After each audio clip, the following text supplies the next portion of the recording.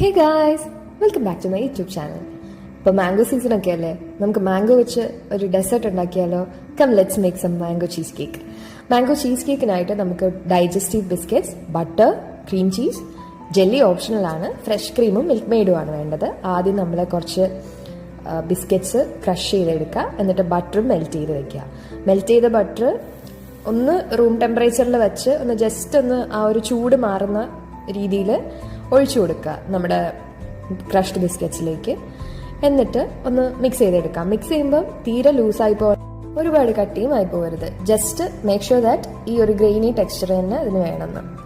എന്നിട്ട് നമുക്കിതിനെ ഒരു ചീസ് കേക്ക് ടിന്നിലോട്ട് ട്രാൻസ്ഫർ ചെയ്യാം. എൻ്റെ കയ്യിൽ ചീസ് കേക്ക് ടിൻ ഉണ്ടായിരുന്നത് കൊണ്ട് മാത്രമാണ് ഞാൻ അത് യൂസ് ചെയ്തത്. നിങ്ങൾക്ക് സാധാ സ്റ്റീൽ പാത്രമോ അല്ലെങ്കിൽ ഗ്ലാസ് പാത്രമോ എന്ത് വേണമെന്ന് വെച്ചാൽ യൂസ് ചെയ്യാം. Even normal cake tin also work.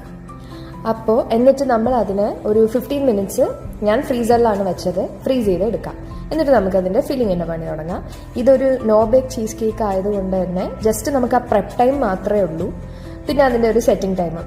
ബാക്കിയെല്ലാം പെട്ടെന്ന് തന്നെ ആവും. ആദ്യം നമ്മുടെ ക്രീം ചീസ് ഇട്ട് കൊടുക്കുക.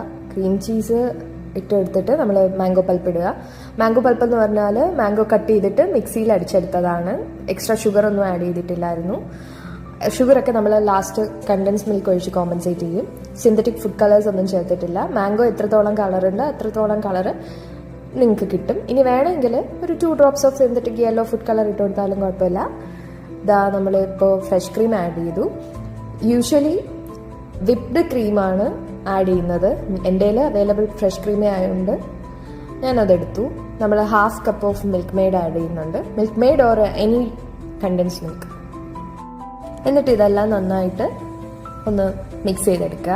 ഓവർ മിക്സ് ചെയ്യേണ്ട ആവശ്യമില്ല, എന്നാലും ജസ്റ്റ് ഒന്ന് മിക്സ് ചെയ്ത് കൊടുക്കുക. അപ്പോൾ നമ്മുടെ ഫില്ലിങ്ങിൻ്റെ പണി ഇവിടെ കൊണ്ട് തീരുവാണ്. ഇത്രയേ ഉള്ളൂ, ആസ് സിമ്പിൾ ആസ് ദാറ്റ്. എന്നിട്ട് ഒരു 2-3 ഡ്രോപ്സ് വാനില എസെൻസ് വെച്ച് നമ്മളിതിന് ടോപ്പ് ഓഫ് ചെയ്യുക. നിങ്ങൾക്ക് മാംഗോ എസെൻസ് വേണമെങ്കിലും യൂസ് ചെയ്യാം. എന്നിട്ട് നമ്മുടെ ബിസ്ക്കറ്റ് ബേസ് എടുത്തിട്ട് അതിൻ്റെ മേലേക്ക് ഈ ഫില്ലിങ് ഒഴിക്കുക. ജസ്റ്റ് ഒന്ന് ടാപ്പും ചെയ്ത് കൊടുക്കുക. അതിൻ്റെ എയർ ബബിൾസ് ഒക്കെ ഒന്ന് പോകാൻ വേണ്ടിയിട്ടാണ് ഇത് ടാപ്പ് ചെയ്യുന്നത്.